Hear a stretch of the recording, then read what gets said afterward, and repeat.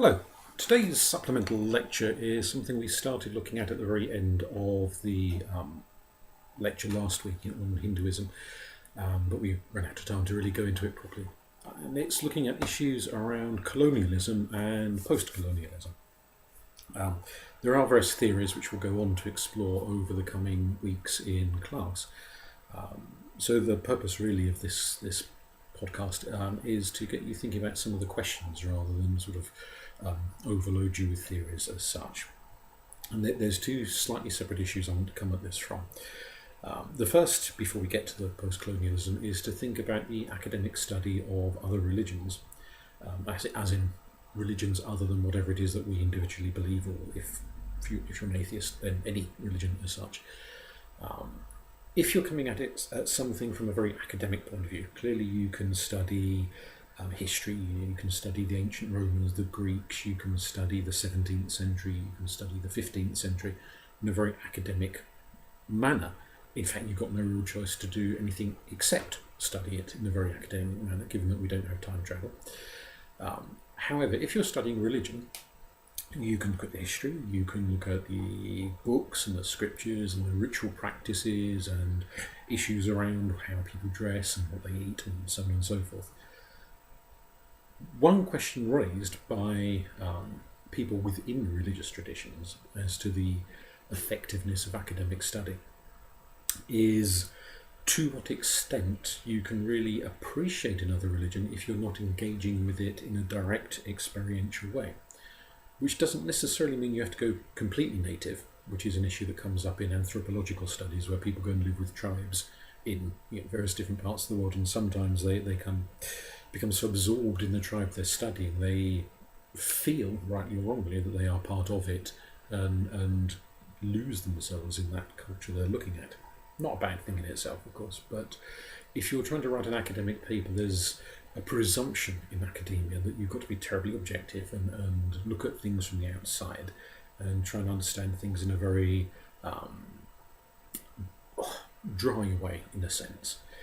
The challenge is that if you're talking about somebody's transcendental experiences of God, of visions of the Virgin Mary, of experiences of Ganesh, of praying to Allah and getting a sense of his presence, whatever it might be that individual religion engages in, and you come at it from the point of view of not believing any of that actually happens, that it's all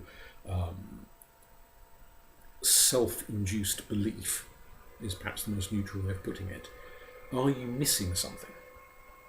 Can you ever truly understand, and this is particularly applied to things such as understanding holy books, if we think about some of the things we've discussed regarding exegesis, for example.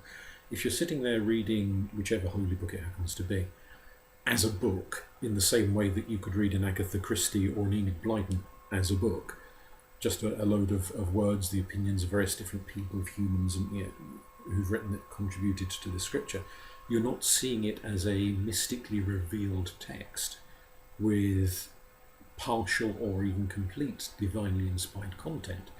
Are you missing a trick? In order to truly understand that book, many people who are devoted followers of a religion will often say you've got to live it, you've got to breathe it, you've got to treat it like a living entity that you're communicating with. It's not just a load of paper with words chunked on it. It's something organic and living, and by truly experiencing the book, you come to understand the divine in whatever form it exists in that particular religion. And you see it in a whole different light. So hermeneutics take you so far in terms of understanding historical context, issues of language and translation, and so on and so forth. But there is this argument that you reach this kind of glass wall, and to go beyond the glass wall, you need faith. You need to be open to the experience of the community you're studying and their perception of the inner truth of the text. And even within communities that don't have an overtly sacred text, as something that's regarded as particularly divinely revealed, let's say you're looking at paganism for argument's sake, then you'll still have stories that are seen as conveying the nature of the gods. And do you have to have a belief in them in order to truly understand and experience them? And this leads on to this other issue around colonialism, that a lot of the study of religion is people from one country going to another country and wanting to academically, objectively, slightly dryly study the religion of that country, which to a point is all well and good.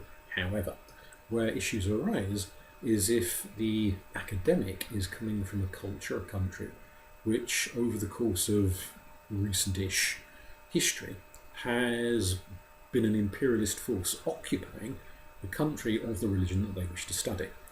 If it's two countries that have had little or no contact, then it's a separate issue. It's something different because there's no colonial history.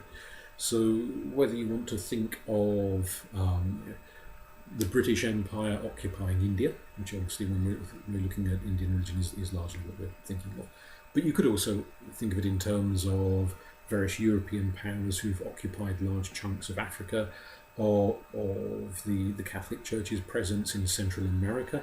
You could think of it in terms of Japanese presence in China, for example, during the Second World War. There's been all sorts of issues there. Russia's presence in Poland, that sort of thing. So the idea is that whilst the academics in question could be far too young to have ever had any involvement in the imperial periods of history, and certainly if you're thinking British Empire, there's nobody really left alive who was part of the British Empire at the time. Nonetheless, you might be in the situation where the person being studied, the religious person, is looking at the academic and thinking, well, your great-grandfather did such and such terrible things to my great-grandfather. And even though you don't have the immediacy of blame as such, there is a sense of discomfort of how these two people relate to each other. One of the questions that arises in any kind of academic study where you're dealing with actual human beings rather than just books and documents and so on and so forth, you've got to take other people's feelings into account. Are they going to be completely honest with you if they're seeing you as representative of, you're from a country that has ruined my country, that has done this and done that and done the other and caused all these social problems that I and my parents and my grandparents are living with? Quite possibly not. There might be resentments, there might be mistrust, there might be fear, there might be anger, there might be all sorts of emotional issues going on. And equally, it's not only on the part of the person being studied, but is the academic coming in, what baggage are they bringing with them? Are they perhaps feeling a bit guilty that, my grandfather did this to your grandfather? Are they feeling arrogant? We're the imperial power come to study you, you should be grateful. How are they approaching this other culture that they're coming to look at? Because there could be all sorts of emotional issues that are interfering with how they study the religion they're looking at.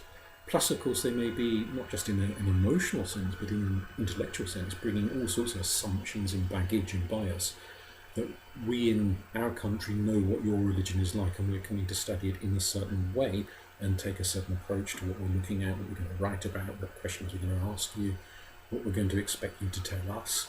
There could be all sorts of unfortunate assumptions going on there, fueled by whatever historical events have happened between the two respective countries, perhaps two respective religions more so than countries over the course of time, which create a whole raft of problems. And various authors and researchers and so on that we'll look at in the coming weeks have flagged these issues up and discussed how do you go about dealing with these problems to avoid exacerbating situations so you don't upset people unnecessarily, but also so that you ensure whatever academic research you're doing is as unbiased as you can reasonably get it, is self-reflective, so that you're considering your own role, that you as a researcher are not some invisible fly on the wall watching what's going on. You're an actual real person with your own history, your own feelings, your own views, and you are acknowledging your own humanity when you're writing up your papers and research. So later, you're saying, well, this is what I found out from these people, but this is me. This is what I brought to the experience, and acknowledging that what you bring to the experience might alter the research and the answers you find, and a different person from a different background might bring something completely different and discover other aspects which you didn't discover. So sort of acknowledging your reality, that you are not a cipher. You, as a researcher, are a real person, and you're not pretending to be anything other than who you are. That becomes an issue in itself. On the critique side, there are, because post-colonialism is quite a prominent theory to argue, and it's looking at issues of historical complicity in misrepresentation and exploitation and abuse. It's quite critical of those countries that have engaged in imperialist occupations of other countries over time. There is a counter-argument to that. And one of them, for example, we touched several times already in the lecture on Bangangadara and his research and ideas. But one critique that he makes, and others have made a similar one, is that it tends to assume the native population being occupied is very, very passive. And it almost infantilizes them. It kind of assumes that they just sit there whilst all these nasty playground bullies turn up and force a culture onto them and make them change this and make them change that, and engage with them in a very domineering way. And he questions, is that true? Yes, if your country has been subject to a military occupation, and perhaps wars and people have been killed and all sorts of things, and you don't necessarily embrace these foreign powers with open arms, but equally he's saying you're not just kind of lying there taking whatever they foist on you.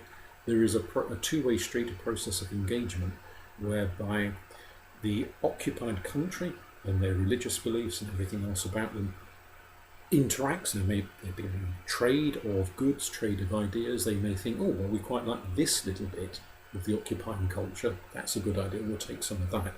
And equally, for some people, it may be an opportunity to drop parts of their own culture that they've wanted to drop for a while, but maybe their own governments, their own systems of authority have prevented them from doing so. And suddenly some other country comes in, wipes out a whole tier of government and frees up, unintentionally, frees up people to do things differently. So there's all sorts of hidden political agendas going on there in the process of occupation.